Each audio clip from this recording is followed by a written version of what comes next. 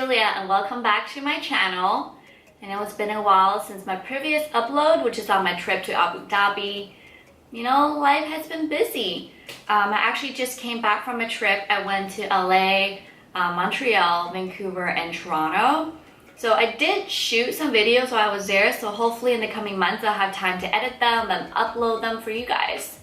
So this video is going to be on the first part of my trip to Dubai. Since I was in Dubai for 2 weeks, I did quite a lot. So instead of uploading a really long video, I've decided that I'm going to chop them up into smaller segments so that it's a little bit easier to digest. And also this video, I am going to do a talk through instead of a voiceover. So let's see how that goes. And if you like this video, please make sure to give it a thumbs up and leave some comments down below. And if you want to see more videos like this one, make sure that you subscribe to my channel. We flew into Dubai with Emirates, and if you've never tried Emirates, I strongly suggest that you do. Their business and first class is very luxurious, and even if you're just flying economy, it's still worth it because their in-flight entertainment system is really good. I actually remember reading somewhere that they're ranked #1 in terms of in-flight entertainment system. The flight from Shanghai to Dubai is about 9 hours, which is quite manageable because I usually fly 10-11 hours from Shanghai to, say, the States or Canada. But if you're flying, say, from California to Dubai will be about 15 hours. So you definitely need good entertainment system on that flight. One of the first things we did after arriving in Dubai is to visit the Burj Al Arab. Where are we? Burj Al Arab. 7-star hotel. We're going up to Gold on 27th. That's the new bar that they have.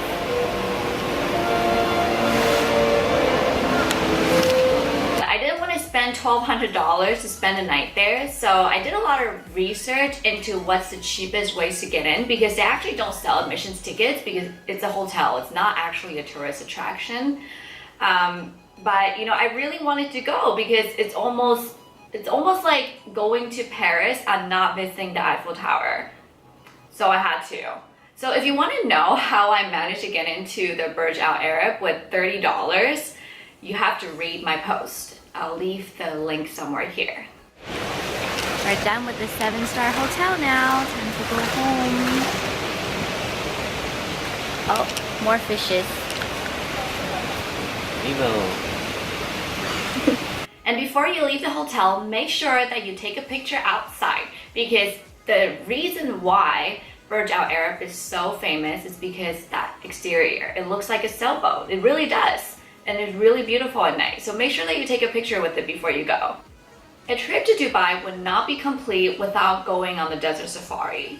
And so I did a lot of research into looking at the different tour agencies that offer different day trips. Since I don't think it's possible for you to actually rent a car and just drive to the desert. It's much easier to book an experience with an agency, and they will send a car to your hotel and pick you up, and then it's basically half a day to a day, and you'll be on the desert with them all day. So we booked a day tour with one of the local agencies after I did a bunch of research. So if you want to know how I kind of narrowed down and decided on that one and how I felt about that agency and how it compares with all the other offerings, make sure that you check out my post. We're about to go on to the car for the desert safari. I hope it will be very fun. I hope it will be very thrilling. Is it supposed to be really thrilling? Depends on the driver. I hope we get a good driver. The most thrilling part of sand duning is really when you're going up and down the desert hills. It's a little bit like a roller coaster ride. I don't know if you could tell in the video segments, but the rides are actually very bumpy. And sometimes the driver would drive like full force into a bush and then just like swerve around. And you're constantly being bumped around in the car, so I was hanging on for dear life the whole time.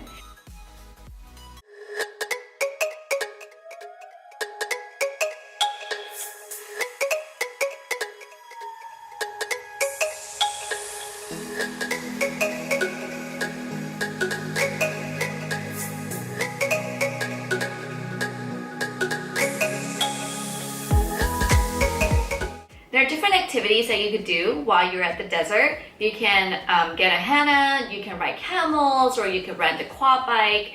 I actually spent most of my time just watching the sunset and chilling and taking pictures, because honestly, when is going to be the next time that you'll be able to, spend time in the desert in Dubai? So I really wanted to fully immerse myself in that experience. The dinner we got was a barbecue with lots of meat and a mix of Indian and Middle Eastern food, and there are performances that you can watch while you're eating.